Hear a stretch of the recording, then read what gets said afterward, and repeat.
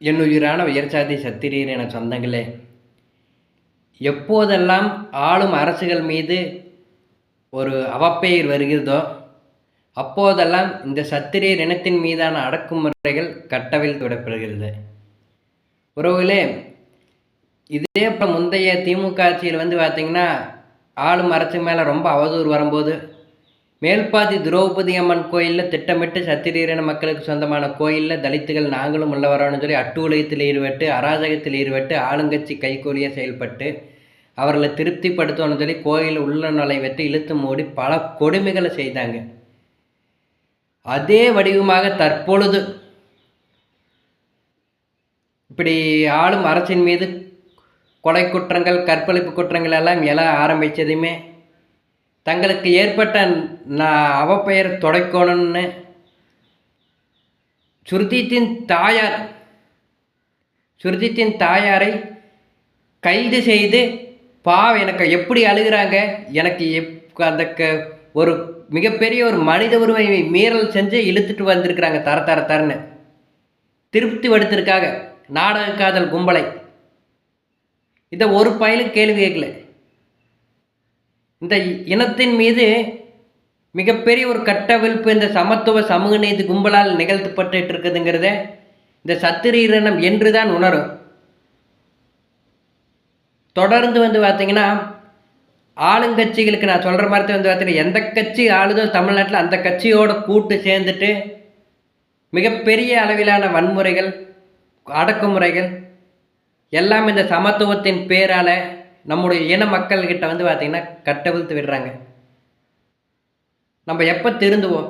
ஒரு நடிகர் மீதான மோகம், தனிப்பட்ட அரசியல் கட்சிகள் மீதான ஈர்ப்பு இதெல்லாம் மாறி இந்த சமத்துவங்கிற ஒரு இதையை பேச்சு சொந்தங்களை எத்தனையோ தலித்துகளால் எத்தனையோ சத்திரியரின மாணவிகள் நாடக காதல் கும்பலால் கொலை செய்யப்பட்டன. எத்தனையோ இந்த சத்திரியரின மாணவர்கள் கொலை செய்யப்பட்டன. உறவுகளே, இந்த விழுப்புரம் நவீனா அவர்களாகட்டும் இப்போ நடந்தது இந்த சில மாதங்களுக்கு முன்பு கனல்ங்கிற ஒரு யாதவர் சமுதாய இளைஞரை பார்த்திங்கன்னா கொடூரமாக தீவை செருத்து கொல்லும் போதாகட்டும், ஒரு வன்னியர் சமுதாயத்து இளைஞர் உயிர் போகிற அளவுக்கு அடித்ததாகட்டும், அந்த வன்னியர் சமுதாயத்தை சேர்ந்த ஒரு மாணவனை பார்த்தீங்கன்னா அடித்து பள்ளிக்கூடத்தில் கொலை செஞ்சதாகட்டும்,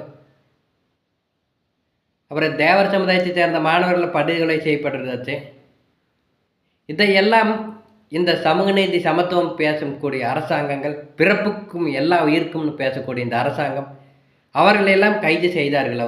அவர்களின் தாயார்களையெல்லாம் கைது செய்தார்களா? தந்தையார்களையெல்லாம் கைது செய்தார்களா?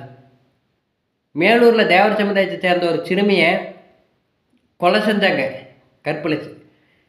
அந்த சிறுபான்மை மதத்தை சேர்ந்தவர்கள் என்கிற ஒரே காரணத்துக்காக அரசாங்கம் எந்த மேல்முறையீடு செய்யாமல் அவர்களுடைய பின்புலத்தில் பார்த்தீங்கன்னா அந்த சிறுமி வெளிவந்தாங்க. அந்த சிறுமிக்காக பார்த்தீங்கன்னா மேல்முறையீடு அவனுடைய அப்பா அம்மாவை கைது செய்யாட்டியும் கூட சரி, அந்த சிறுமியை கொலை செஞ்சவனுங்களே கைது பண்ணாங்களா? எத்தனை கொடுமைகள் இந்த சத்திரியர் இந்த சமத்துவம் பேசக்கூடியவர்களால் நிகழ்த்தப்படுது. சத்திரியர் என்ன சொந்தங்களே, நம்ம மாற்றோம்னு சொல்லி சிறுபான்மை ஜாதிகள் சமூகங்களின் ஆதரவை பெற்று வரக்கூடிய யாருக்கு நம்ம பார்த்தீங்கன்னா ஓட்டு போட்டாலும் ஏமாற்றம் மட்டும்தான் மீது சத்திரியர் இனத்தின் மீதான அடக்குமுறைகள், கொள்ளைகள் எல்லாம் நடக்கத்தான் செய்யும்.